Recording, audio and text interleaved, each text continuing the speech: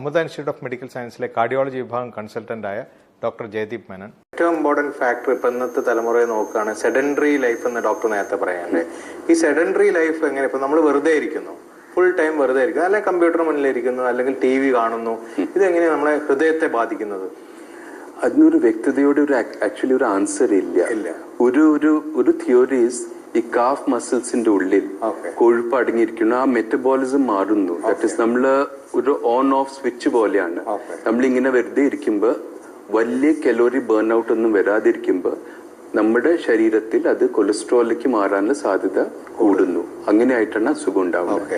പിന്നെ കുറെ എക്സസൈസ് ഒക്കെ ചെയ്യുന്നവരുടെ ഹാർട്ട് റേറ്റ് കുറച്ച് കുറഞ്ഞിരിക്കാനുള്ള സാധ്യത കൂടുതലാണ് അല്ലെ? തീർച്ചയായിട്ടും. ഇപ്പൊ ഒളിമ്പിക് അത്ലീറ്റ്സിന്റെ ഒക്കെ നോക്കിയാൽ 48-50 ബീറ്റ്സ് പെർ മിനിറ്റ് ഉള്ളൂ. ഡോക്ടർ നേരത്തെ പറഞ്ഞ പോലെ അവരുടെ ആയുസ് അല്ലെങ്കിൽ ആയുസിനുള്ള ശക്തിയോ കൂടാനുള്ള സാധ്യതയാണ്. തീർച്ചയായിട്ടും. അങ്ങനെ അവർ തുടരുകയാണെങ്കിൽ തീർച്ചയായിട്ടും ആയുസ് കൂടും. പക്ഷെ നിങ്ങളും ഞാനും വായിച്ചു കാണൂല്ലേ, ഒളിമ്പിക് അത്ലീറ്റ് 45 വയസ്സിൽ അറ്റാക്ക് ഉണ്ടാവുന്നു. അവരത് കഴിഞ്ഞ ഉടനെ അത് നിർത്തി പിന്നെ മറ്റ് ലൈഫ് സ്റ്റൈലിലേക്ക് മാറുമ്പം തീർച്ചയായിട്ടും അവരിൽ അസുഖം കൂടാനുള്ള സാധ്യത വളരെ കൂടുതലാണ്.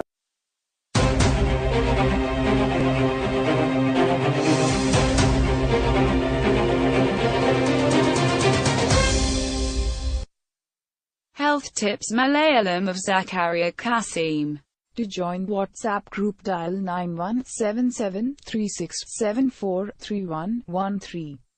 നമ്മുടെ നാട്ടിലെ ചെറുപ്പക്കാര് ഇപ്പൊ മിക്കവാറും TV ഒക്കെ കണ്ടുകൊണ്ട് ഒരുപാട് ഈ പൊരിച്ച സാധനങ്ങൾ, അല്ലെങ്കിൽ കടല, ചിപ്സ്, അങ്ങനത്തെ സാധനങ്ങളൊക്കെ കഴിക്കുമോ, അല്ലെങ്കിൽ കമ്പ്യൂട്ടറിന് മുന്നിലിരിക്കുമ്പോൾ ഇതിങ്ങനെ കഴിച്ചുകൊണ്ടിരിക്കുമോ, അല്ലെങ്കിൽ അനാവശ്യമായിട്ട് ഡോക്ടർ പറഞ്ഞ 2 ഫുഡിന്റെ ഇടക്ക് ഒരു ചെറുതായിട്ടൊരു ചായയും കടിയും കഴിക്കുക, അതൊക്കെ വലിയ പ്രോബ്ലം അല്ലേ ആക്ച്വലി? തീർച്ചയായിട്ടും. ബിക്കോസ് ഇപ്പൊ ആനിമൽ കിൻഡത്തിലേക്ക്, നേച്ചറിലേക്ക് പോയാൽ ഒരു കടുവയ്ക്കോ സിംഹത്തിനോ ഇതുവരെ അറ്റാക്ക് ആയിട്ട് മരിച്ചിട്ടില്ല. അതാണെങ്കിൽ വിശക്കാതെ ഹണ്ട് ചെയ്യില്ല. വിശപ്പുണ്ടെങ്കിൽ മാത്രമേ കഴിക്കൂ. നമ്മൾക്ക് അങ്ങനെ ഇല്ലല്ലോ. ഉണ്ടെങ്കിൽ നമ്മൾ എങ്ങനെയെങ്കിലും അഡ്ജസ്റ്റ് ചെയ്ത് നമ്മൾ കുറച്ച് സ്ഥലം ഉണ്ടാക്കി നമ്മൾ എന്തായാലും കഴിച്ചിരിക്കും, ഇഷ്ടമുള്ളതാണെങ്കിൽ. അത് നമ്മൾ മാറ്റണം. ഉണ്ട് എന്ന് വെച്ച് കഴിക്കല്ല വേണ്ടേ, ആവശ്യമനുസരിച്ച് നമ്മൾ കഴിക്കുക. അങ്ങനെ തന്നെ മുന്നോട്ട് പോയാൽ പലതും നമുക്ക് തടുക്കാം. ഇപ്പൊ ജങ്ക് ഫുഡ് തീർച്ചയായിട്ടും ഇപ്പോഴത്തെ കൺസെപ്റ്റ് ഓഫ് ഫുഡ് അത് ഇന്ത്യൻ അല്ല, ഒരു ഫോറിൻ സിസ്റ്റം ആണ് നമ്മൾ ഫോളോ ചെയ്യണേ. അതിനാണ് ഇത്രയും അസുഖങ്ങൾ വരുന്നത്. ഇപ്പൊ ഒരു ഫുഡിന്റെ ഷെൽഫ് ലൈഫ് കൂട്ടാൻ, അത് കേടുവരാതിരിക്കാൻ, അതില് ഈ പ്രിസർവേറ്റീവ് എന്ന് വെച്ചാൽ ഫുഡിന്റെ ഷെൽഫ് ലൈഫ് കൂട്ടാനായിട്ട് അതിലുള്ള ജലാംശം നമ്മൾ വലിച്ചെടുക്കണം. ഫ്ലൂയിഡ് ഉണ്ടെങ്കിലാണല്ലോ ബാക്ടീരിയ വളരുക, അങ്ങനെയാണല്ലോ കേടാവുക. അപ്പൊ അത് വലിച്ചെടുക്കാൻ എന്താ ചെയ്യേണ്ടത്? നമുക്ക് സോഡിയം ചേർക്കണം. സോഡിയം ചേർത്താൽ സോഡിയം അത് ഡീഹൈഡ്രേറ്റ് ആണ്, നീര് വലിച്ചെടുക്കും. അപ്പൊ സോഡിയം ക്ലോറൈഡ് ആയിട്ടാവാം, ബൈകാർബ് ആവാം, ആന്റിമനേറ്റ് ആവാം, ബൈസൾഫേറ്റ്, ഏത് രീതിയിലാണെങ്കിൽ സോഡിയം ഉണ്ടാവും.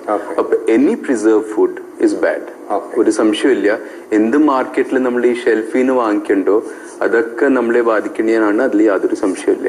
ഈ പ്രിസർവ് ഫുഡ്സ് പൊതുവെ നമ്മൾ അവോയ്ഡ് ചെയ്യാണ് വേണ്ടത്. പിന്നെ ഇപ്പോഴത്തെ നമ്മുടെ കുട്ടികൾ കഴിക്കുന്ന ബർഗർ അല്ലെങ്കിൽ പിസ്സ, ഇതൊന്നും നമ്മുടെ കാലഘട്ടത്തിൽ ഉണ്ടായിരുന്നില്ല. ഇതൊക്കെ വെരി ഹൈ കലോറിക് ഫുഡ്സ് ആണ്. ഈ ഹൈ കലോറി ഫുഡ്സ് ആണെങ്കിൽ അത് അസുഖത്തിലേക്ക് വരാനുള്ള സാധ്യത കൂടും.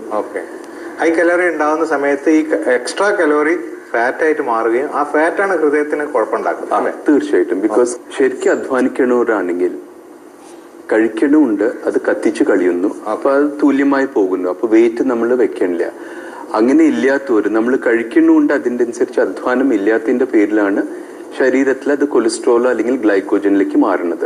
അപ്പൊ ഈ കലോറി എന്ന് വെച്ചാൽ ഏത് ഫുഡ് സബ്സ്റ്റൻസ്, ഏത് ഭക്ഷണ വസ്തു ആണെങ്കിൽ അതിന്റെ ഒരു ഫുഡ് വാല്യൂ ഉണ്ട്.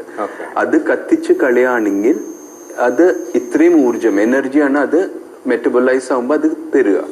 അതിന്റെ അനുസരിച്ച് അധ്വാനം നമ്മൾക്ക് ഇല്ലെങ്കിൽ തീർച്ചയായിട്ടും അത് ശരീരത്തിൽ കൊളസ്ട്രോളിലേക്ക് മാറും. അപ്പൊ കലോറി വാല്യൂ കൂടിയ ഫുഡ്സ് കഴിക്കുകയാണെങ്കിൽ സാധ്യതകൾ കൂടുന്നു. ഈ ഇൻഫർമേഷൻ എല്ലാ സുഹൃത്തുക്കളെയും അറിവിലേക്കായിട്ട് ഷെയർ ചെയ്യുക.